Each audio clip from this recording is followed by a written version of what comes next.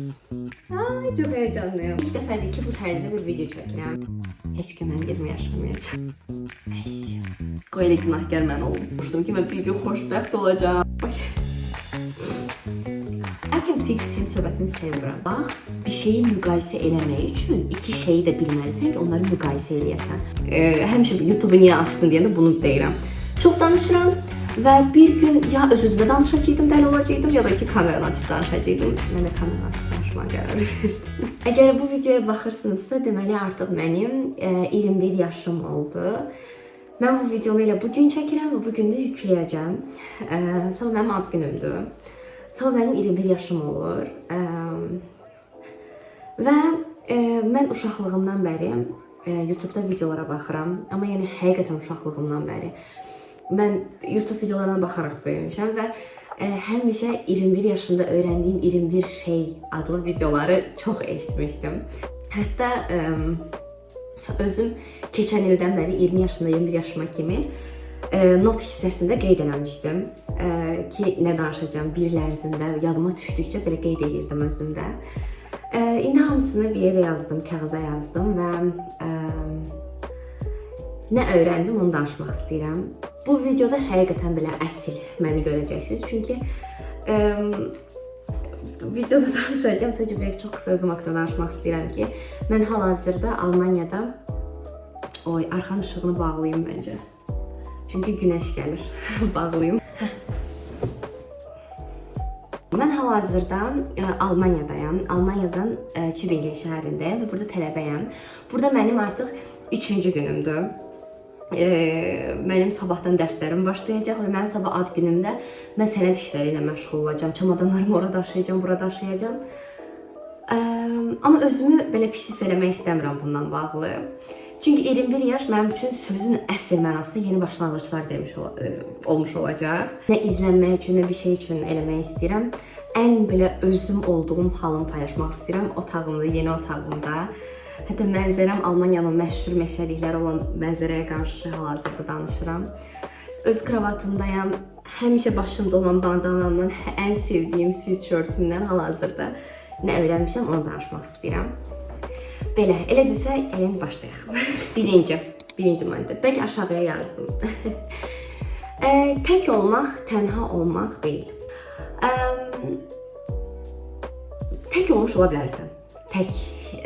Amma tək olmaq, tək hiss eləmək mənasında deyil. Mən birinci kursda oxuyanda, daha doğrusu birinci kursdan ikinci kursa keçəndə özümü çox tək hiss elədiyim bir ərəfə var idi. Özümü tapa bilmirdim. O anlar belə dünən kimi yadımdadır. Belə özümü heç cür tapa bilmirdim. Nə istədiyimi bilmirdim. Kim olduğumu başa düşə bilmirdim. Sanki elədiyim hər şeyin itdiyini fikirləşirdim.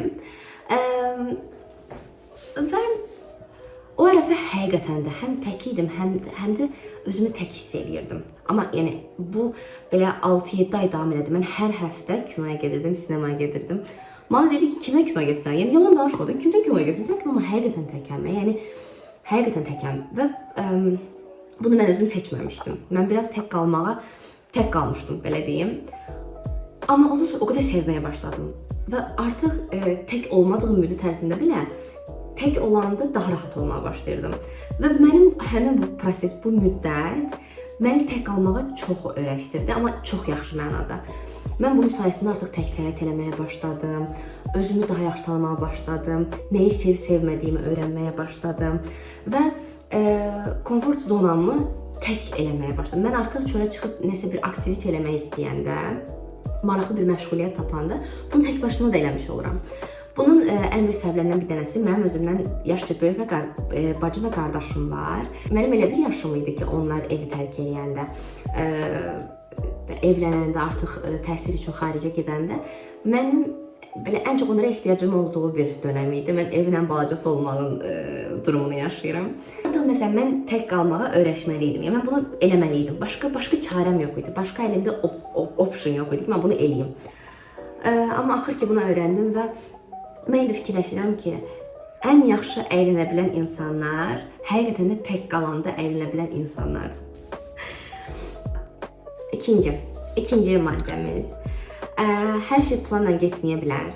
bəzən spontan da yaşamaq lazımdır. Mən həyatımın bir müddətində dəhşət çox belə planlarım var idi. Not hissəsinə dəli kimi yazırdım, hələ də eləyəm. Amma siz necə idi? Belə nə yazılsa onu eləməli idim. Otağımı yığışdırmaq, nə bilim eləmək. Hələ də bunu eləyirəm, amma orada nə yazıldısa ona görə hərəkət də eləyirdim. Məsələn, axşam otağı yığışdırmaq. Mən axşam çölə çıxa bilməzdim, otağımı yığışdırmalıydım. Artıq daha spontan yaşamağın da maraq olduğunu və həyatın elə əslində bu olduğunu başa düşdüm. Mən belə planlı həyat yaşayanda spontan qərarlar alıb çox maraqlıdır. Mən rutini çox sevirəm, amma spontan qərarlarda məni o qədər həyəcanlandırır ki, çox sevirəm. Ay, üçüncü maddə biraz ağır bir maddədir, çünki nədir? Pul çox şey deyil.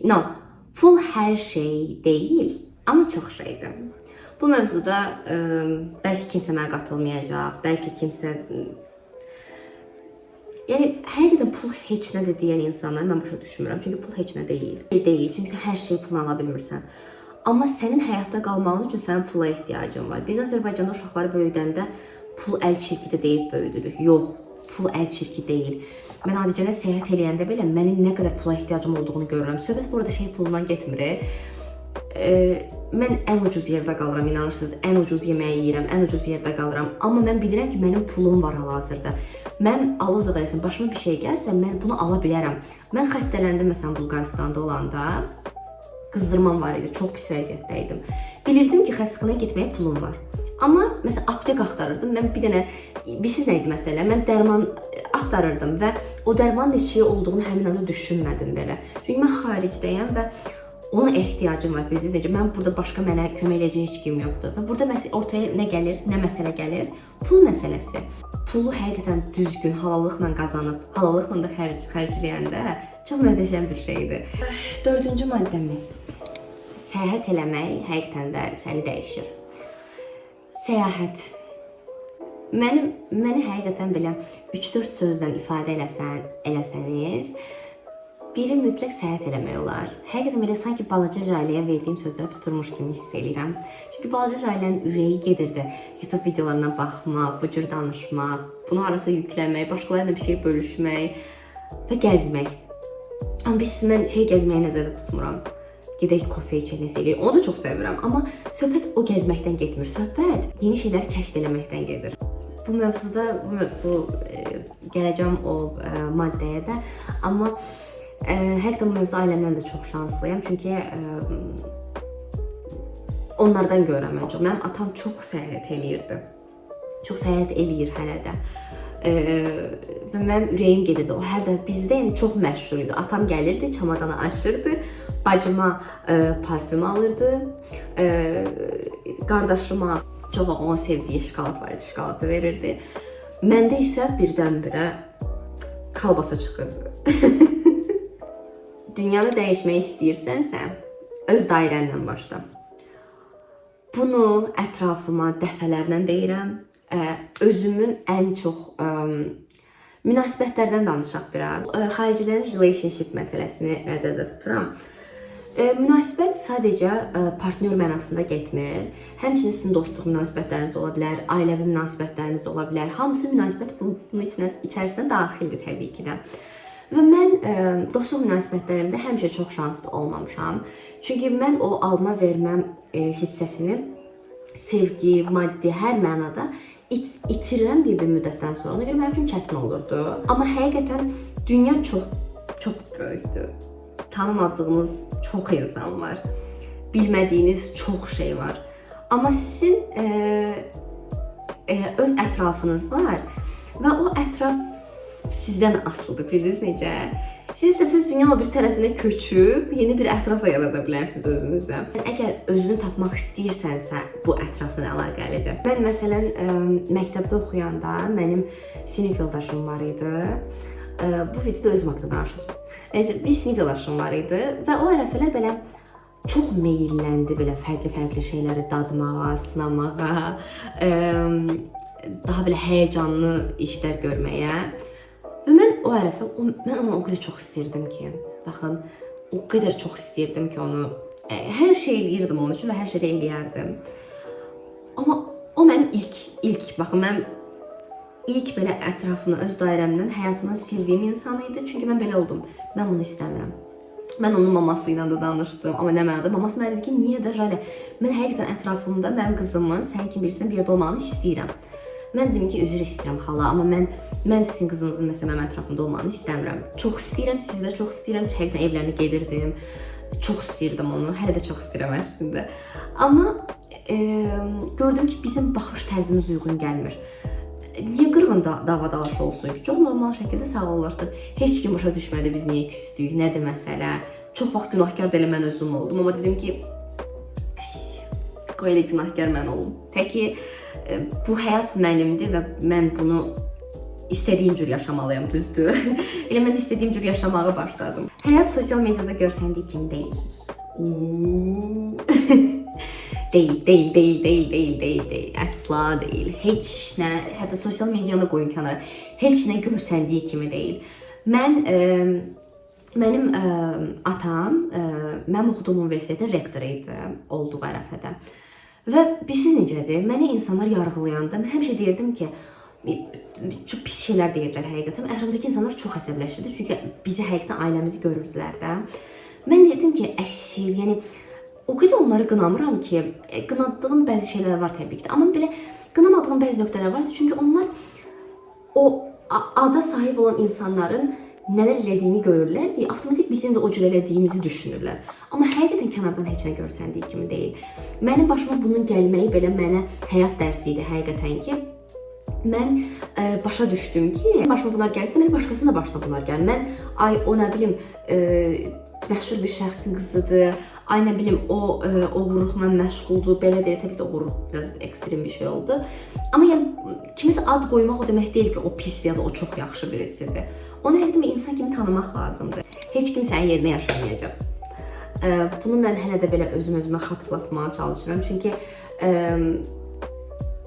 əşi eləyərsən, əşi hələ dayan, əşi Jale hələ vaxtın var, belədir. Bugün gəzməyə getmə, sabah gedərsən. Bəlkə buna mən qərar verim. Çünki mənim həyatımdır və mən əgər bunu indi eləmək istəyirəmsə, bunu indi eləyəcəm. Yəni, Jale, heç kim sənin yerinə yaşamayacaq Jale. Bu həyat sənin həyatındır və bunu sən eləməlisən. Mən Nadicənə bura gəlmək məsələsində belə o qədər tərəddüdlərim var idi ki, çünki müəyyən qədər pula ehtiyacım var idi. Və mən universitet vaxtında çox da ailəmdən dəstək almırdım əslində. Və mən 18 yaşımdan bəri işləyirəm. Bu da yəni çox adamın bilmədiyi bir şeydir. Və bura gəlmək mənim üçün çox çətin idi. Çox çətin idi. Yəni mən verdiyim ən çətin qərar idi. Çünki ya mən özümü seçəcəydim. İndiyə kimi çox seçməmişdim. Amma mən özümü, gələcəyimi seçəcəydim. Ya da ki, qalacaqdım, çox yaxşı pul qazanacaqdım. Çox yaxşı pul qazanacaqdım həqiqətən və yaxşı işlər görəcəkdim, yaxşı ad-san qazanacaqdım ya da ki, xaricə gəlib köçüb, burada yaşayıb özümə həyat quracaqdım. Hər şey sıfırdan başlayacaqdım. Mən ikincini seçdim. Çünki heç kim mənim yerimə yaşamayacaq. Çünki bu qərar verən sənsən. 8-ci maddə, ailə hər şeydir. Və biz ailəmizin aynasıyıq.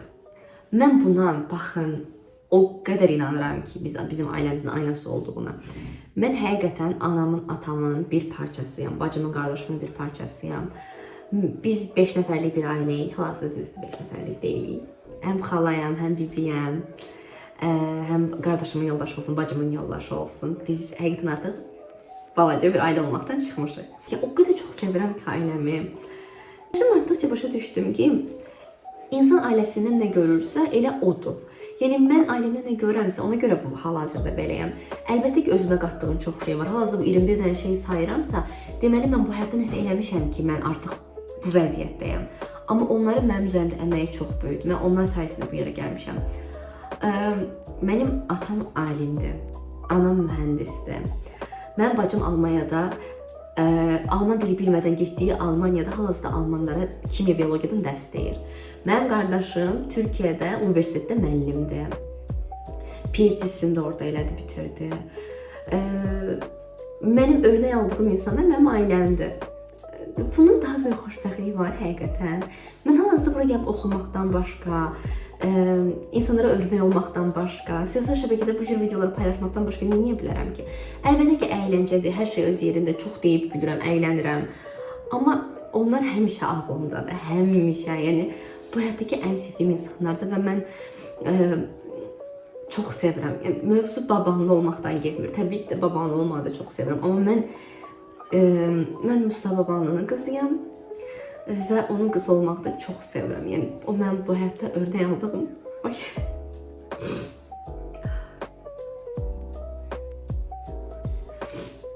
örnek aldığım tək insandır. Çünki mənə yaxşı insan olmağı, həqiqətən də heç bir yaxşılığın itmədiyini, əvvəl-axır və təmənnasız sevginin nə olduğunu mənə öyrədən tək insandır. Və biz necədir, insan da öz ailəsinə nə görsə elədir. Və gördüyü şeyin yaxşı pis olmasına baxmayaraq, ən yaxşı variantı uşaqlarını ötürməyə çalışıb həmişə. Mamamı çox sevirəm. Onun fikirləşdiyindən, təsəvvür elədiyindən daha çox sevirəm mamamı. Yəni, mən kimsə istəyirəm, mən deyirəm ki, hə, mən mamamın, papamın gül balasıyam. Həqiqətən sevgi dili o qədər fərqlidir ki, bizim ailədə belə ay ölürəm sənin üçün, səni çox sevirəm, bunlar çox işlənən şeylər deyil. Ona görə mən də bu mövzuda əziyyət çəkirəm. İnsanlara bu cür bildirə bilmirəm. Amma həqiqətən bunlar boş şeylərdir. Əsas sənə göstərilən sevgidir. Söz o qədər asandır ki demək, amma sənə göstərilən sevgi tamam başqadır. Bacım, qardaşım, inansınız mən bura bacım gəldi, yerləşdirdi mən bura. Bacım yoldaşı ilə bir yerdə maşınla uzun yol gəldilər, mənə bazarlıq elədilər.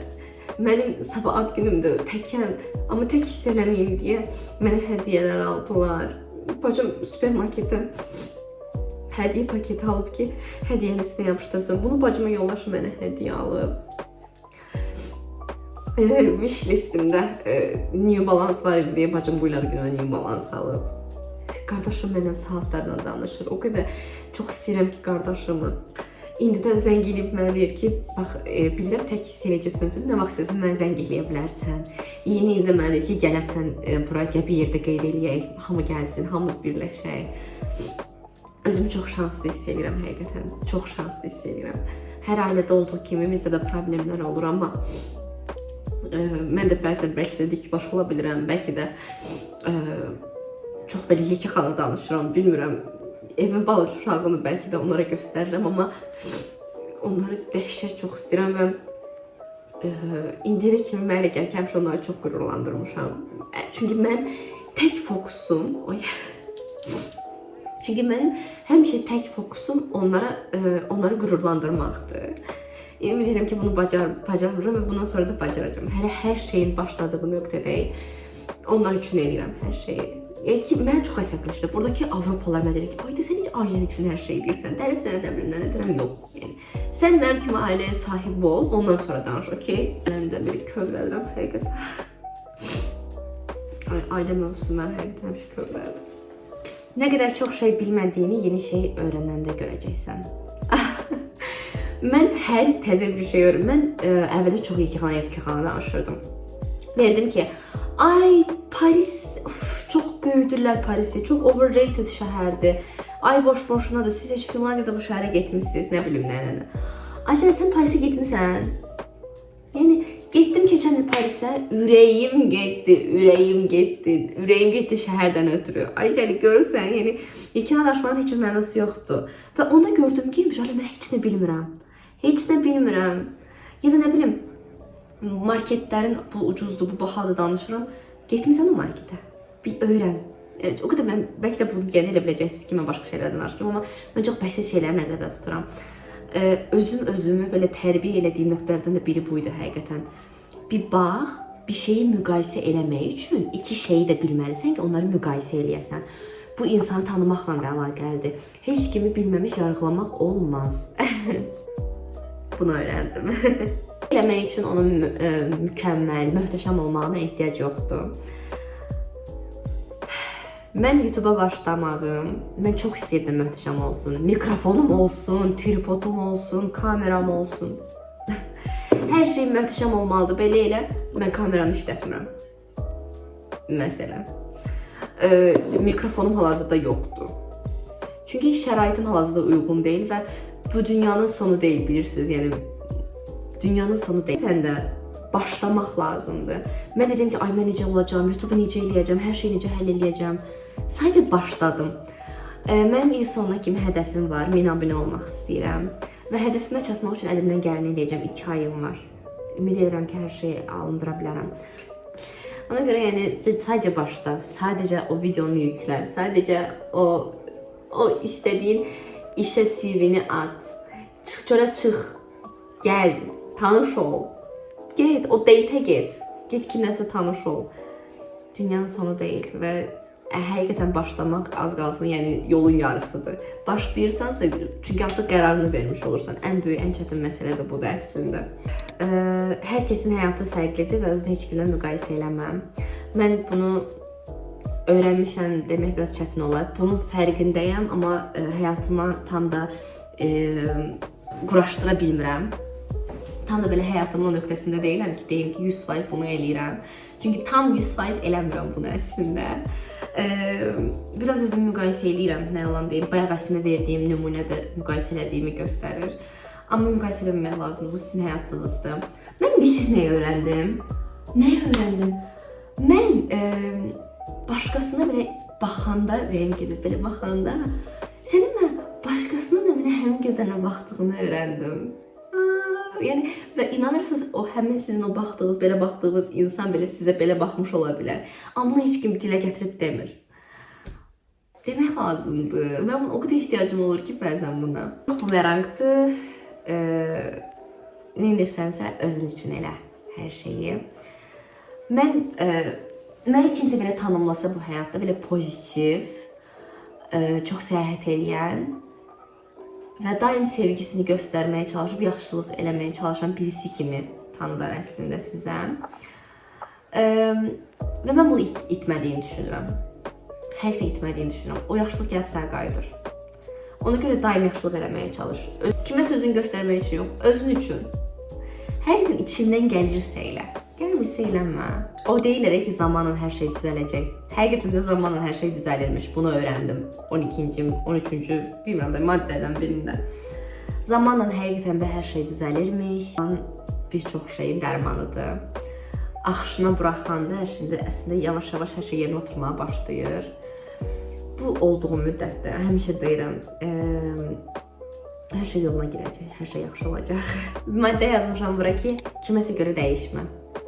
Əgər dəyişmək istəyirsinizsə, özünüz üçün dəyişin, özünüzə görə dəyişin. Sevdiyiniz insanlar üçün belə dəyişməyin. Ətrafınızdakı insanları da dəyişdirməyə çalışmayın. Hamı özü üçündür. Bildiniz necə? Siz ətrafınızdakı insanları özünüz seçirsiniz. Əgər onun I can fix him söhbətini sevmirəm. Çünki mən özümü o qədər fix eləməyə çalışmışam ki, mən yenə də başqasını fix eləyim. O da özünü fix eləmiş bir insan olsun deyə düşünürəm həmişə.